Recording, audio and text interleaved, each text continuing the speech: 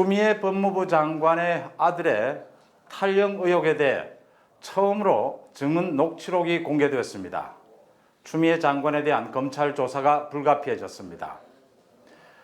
안철수 대표와 홍정욱, 김태호와 홍준표 등 모두가 참여하는 야권 대연합이 거론되기 시작했습니다. 오늘 이 두 가지 내용을 가지고 정치톡 시작하겠습니다. 통합당 김도읍 의원실에서 제공한 자료로 조선일보가 오늘 보도했습니다. 추미애의 아들의 황제 탈영 의혹, 휴가를 갔다 미복귀했는데 이틀 동안 그것을 무마했다, 군 상부에서 무마했다라고 하는 내용 증언 녹취록이 공개가 됐습니다. 그동안 검찰발 흘러나오는 얘기들이 간간히 보도되긴 했지만 이렇게 녹취 전문이 공개되기는 처음입니다. 추미애 아들의 그 탈영 의혹에 대해서 키를 쥐고 있는 인물이고 검찰의 참고인 조사를 지난 6월에 받은 것으로 알려져 있죠. 당시 당직 사관이었던 모 병장의 얘기입니다. 녹취록을 제가 좀 소개를 하겠습니다. 2017년 6월 25일 추 장관 아들인 서일병이 이틀 동안 미복귀했다는 사실을 보고를 받았다. 확인을 해보니 복귀 날짜는 이틀 전인 23일로 되어 있었는데 아직 복귀 서명란에 사인이 되지 않고 있었다. 당직 사관은 당연히 당시 추 장관 아들에게 전화를 걸어서 생생히 기억을 하고 있어요. 전화를 걸어서 미복귀 사실을 알고 있느냐라고 하니까 서일병 추 장관의 아들이죠. 너무도 당연하게 안다. 지금 어디냐 물었더니 집이다. 복귀해야 되지 않느냐. 이렇게 당연한 대답에 상당히 놀랐다고 얘기를 합니다. 복귀를 해야 되지 않느냐라고 하니까 알고 있다. 그러면 택시를 타고 즉각 복귀를 해라 라고 하니까 알았다고 해서 밤 10시까지는 복귀를 할 거로 예상을 했답니다. 복귀하기 전에 상급 부대의 대위 한 사람이 찾아와서 네가 서일병과 전화를 한 당직 사병이냐 라고 물어서 그렇다 하면서 상당히 겁이 났다고 합니다. 왜냐하면 이 미복귀 사실을 보고를 하지 않은 상태였기 때문에 그게 들켰구나 해서 겁이 났었는데 오히려 그 대위가 미복귀로 처리한 게 아니라 휴가로 이미 내가 처리해 놓았으니까 신경 쓰지 마라, 휴가라고 처리를 해라 라고 해서 그 명령에 따랐다고 합니다. 통합당의 김도읍 의원은 이 녹취록을 공개를 한 뒤에 지적을 합니다. 이틀 동안 무단으로 부대에 미복귀했다는 것은 명백하게 탈영이다. 검찰이 그동안 충분한 증거와 진술까지 확보하고도 요직의 눈이 멀어, 인사의 눈이 멀어 이 사건을 무마시킨 것이다. 국민적인 저항에 부딪힐 것이다. 이렇게 지적을 했습니다. 검찰은 그동안 지난 6개월 동안 많은 조사를 했고 또 이 당직 사병을 비롯한 참고인 조사도 마친 것으로 알려져 있습니다. 그런데도 사건이 6개월이 지나도록 아직 아무런 진척이 되지 않고 있고 그동안 담당 검사장은 승진을 했고 담당 차장검사는 별다른 이유가 아직 드러나지 않은 채 사직한 것으로 드러났습니다. 이런 일이 벌어진 뒤 더 참 웃지 못할 얘기는 사병들 간의 SNS상에 이런 얘기가 나돌았다고 합니다. 엄마가 당대표면, 당시 추미애는 민주당 대표였습니다. 엄마가 당대표면 군 휴가를 미복귀로 저렇게 처리해도 되는구나. 우리도 저런 엄마 갖고 싶다.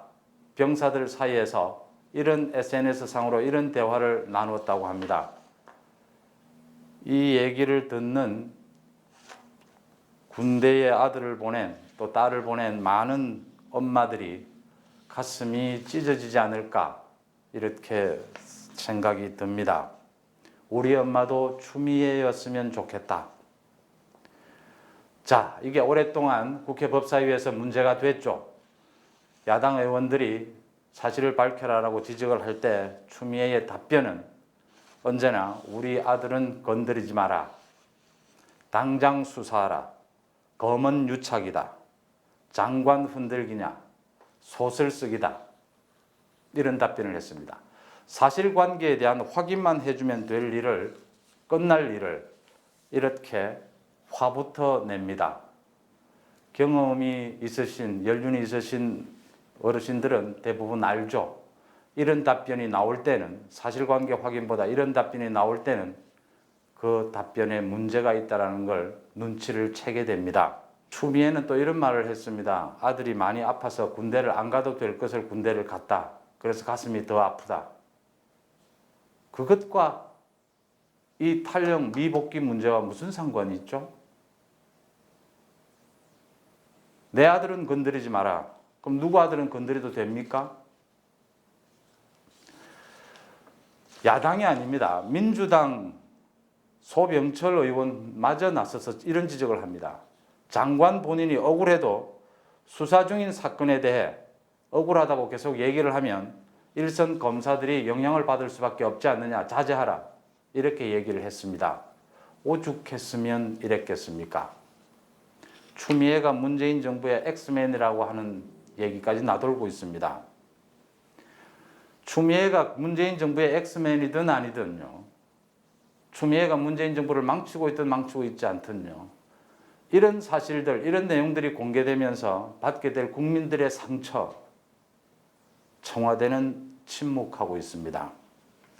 이제 검찰이 여기서 더 이상 머뭇거리고 수사를 더 진척시키지 않는다면 우리는 검찰총장, 윤석열 검찰총장이 지적한 대로 법이 지배하는 나라, 법 앞에 모두가 평등한 나라에 살고 있지 않은 겁니다.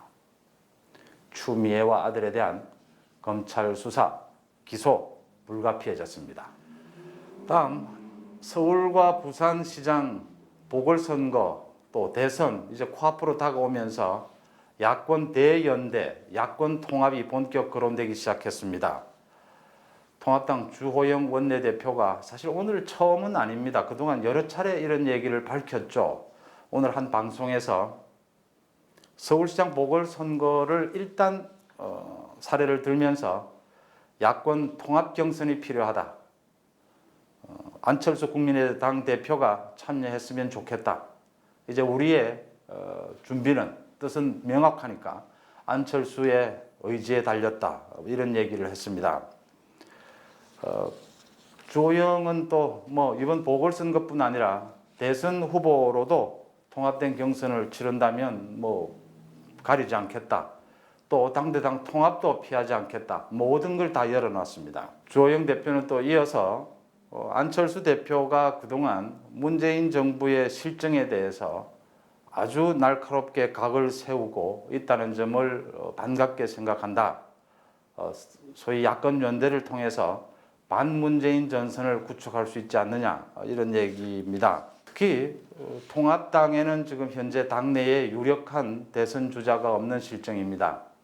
지금 야권을 지지하는 많은 국민들은 통합당에 기대를 걸면서도, 이제 통합당이 많이 바뀌지 않습니까? 그래서 일부 기대를 걸면서도 그래도 주저하게 되는 건 문재인 정부에 바로 맞설 수 있는 차기 유력한 대선 주자가 없다는 점입니다.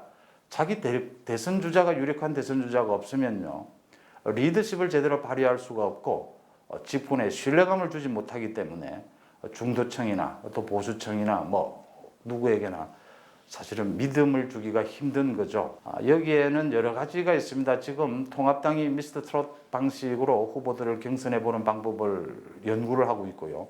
미스터 트롯 방식에서 가장 중요한 건 국민들의 참여를 대폭 끌어내자라는 겁니다. 그 다음에 유력한 주자를, 모든 주자에게 문을 열어서 기회를 주고, 그들이 끼를 충분히 발휘할 수 있는 기회를 주고 치열하게 또 공정하게 경쟁시킨 다음에 한 명의 큰 얼굴, 스타를 발굴해내자, 이런 취지인 거죠. 이 점에서 국민들의 참여를 폭넓게 낸다는 점에서 여러 가지 안철수 후 대표에게도 가능성이 열려 있다, 이래 봅니다. 또 한 사람입니다. 홍정욱 전 의원요. 18대 의원을 지냈고 나이는 50입니다. 또 경제를 잘 알고요. 당시 또 초선 의원이었지만 상당히 개혁적인 의정 활동으로 주목을 받았습니다. 차기 정치 지도자감이다 이런 평가들을 받았었죠. 그동안 정계를 떠나 있었는데 복귀 움직임 얘기가 구체적으로 거론되고 있습니다. 이 대목에서요. 또 이런 중도층 안철수나 홍정욱 같은 뭐 좀 개혁적인 인물도 좋고요. 또 기존에 보수를 굳건히 지켜왔던 인물들요. 김태호 의원이나 홍준표 의원 지난 총선에서 그 공천의 반발에 탈당을 해서 무소속으로 당선된 분들이죠. 이분들도 분명히 영남을 중심으로 또 보수를 중심으로 해서 뚜렷한 지지율을 갖고 있고요. 뚜렷한 자신들의 지지 기반 또 비전을 갖고 있는 분들이지 않습니까? 이 대목에 여기에서 어느 한쪽으로 기울어진다 이런 얘기도 들을 필요가 없이요. 폭넓게 유력한 대선 주자들에 대해서 문을 완전히 개방하는 것이 필요하다. 이런 논의가 활발하게 이루어지고 있습니다. 주목할 점이고요. 통합당의 김종인 위원장 미스터 트롯 방식을 하게 되면 좀 불안한 점이 있긴 합니다. 왜냐하면 본선에서 경쟁력이 있는 새로운 얼굴 발굴이 좀 어려워질 수도 있다. 그런 인물들을 놓치고 갈 수 있다라는 걱정은 있습니다. 그런 점은 충분히 논의를 통해서 보완할 수 있고요. 또 올 연말까지 대선의 경우에 후보가 얼굴을 국민 앞에 드러내지 않는다면 이미 너무 늦은 것이다. 그 마지노선이 올 연말까지는 모두가 얼굴을 드러내야 된다. 이런 점에서 볼 때 촉박하다. 미스터 트롯 방식을 빨리 결정을 짓고 모든 후보들에게 문호를 열고 룰을 먼저 개방한 다음 합의를 본 다음 참여의 폭을 넓혀가는 자세가 필요하다. 저는 그렇게 봅니다. 문재인 정부가 입만 열면 얘기하는 한 번도 경험해보지 못한 나라, 그 나라가 어떤 나라인지 우리는 이제 모두 알아가고 있고 이미 알고 있습니다. 민주당 장기 집권을 위해서 모든 토대를 마련하겠다. 무슨 수를 써서라도 그 바탕을 만들겠다는 거였죠. 문재인 정부의 지지율, 민주당에 대한 지지율에서 보듯 강력한 팬덤이 남아 있습니다. 문재인 정부의 실정에도 아직 기대와 믿음을 버리지 않는 많은 지지자들이 있다는 얘기죠. 이 지지자들을 믿고 있는 문재인 정부의 독선, 팬덤 정치 이걸 막아내기 위해서는 보수, 또 더 나아가 중도, 또 더 나아가 문재인 정부의 독선은 안 된다는 건강한 합리적인 진보까지도 모두를 포괄하는 빅텐트가 필요하다. 이런 점에 저는 동감합니다. 여러분의 생각은 어떠십니까?